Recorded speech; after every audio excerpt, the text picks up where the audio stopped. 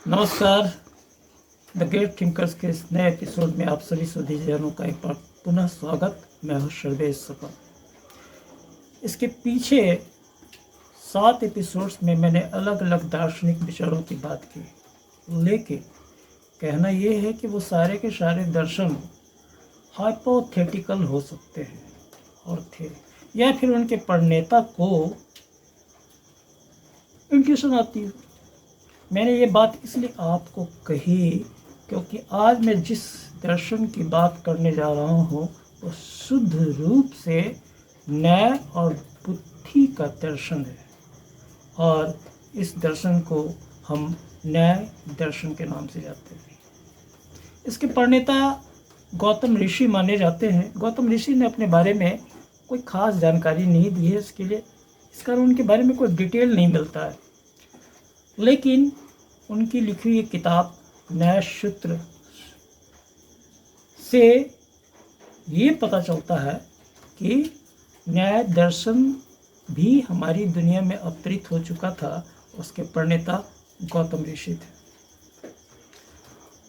गौतम ऋषि की अगर हम बात करें तो उनके बारे में डिटेल में बाद में बोलूँगा। फिलहाल मैं उस दर्शन के अंतर्गत क्या कहा गया है, कौन सी बात कही गई है, ये मैं बताने जा रहा हूँ अपने छोटे से वक्तव्य में कि न्याय दर्शन शुद्ध रूप से बुद्धि का दर्शन है।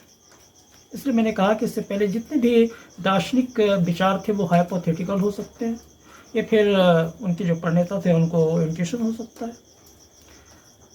और न्याय दर्शन को तर्क दर्शन भी कहा जाता है। वस्तुतः ये शुद्ध रूप से बुद्धि का दर्शन है, और अगर मैं एक सेंटेंस में कहूँ तो ये बौद्धिक विश्लेषणात्मक तथ्य पर आधारित है। गौतम ऋषि का कहना है कि जो कुछ भी हम अपने ज्ञानेंद्रिय से प्राप्त करते हैं उसे हम बुद्धि कहते हैं, और ये इस कदर तार्किक है कि जैसा कि मैंने कहा कि ये तर्क शास्त्र भी इसको कहा जाता है। और लेकिन ये दर्शन इस तथ्य पर आधारित है कि जो भी ज्ञानेंद्रिय से हम जो भी ज्ञान हासिल करते हैं वो सही है या गलत है, इसका निर्णय कैसे होगा। तो ये पूरा का पूरा दर्शन जो लगभग 5-6 किताबों में अलग अलग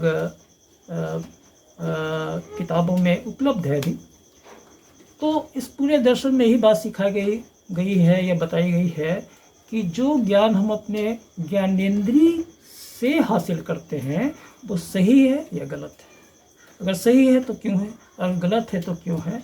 इसके लिए गौतम ऋषि 4 उपमानों या 4 डिवाइस या उपाय का सहारा लेते हैं। इस उपाय के बारे में हम फिर आपसे आगे के एपिसोड में चर्चा करेंगे, और इसके साथ ही मैं आप सबों से आगे लेता हूँ। द ग्रेट थिंकर्स के अगले एपिसोड में मैं एक नए ग्रेट थिंकर्स के विचारों के साथ आपके समक्ष फिर से उपस्थित हूँगा। तब तक के लिए जय हिंद।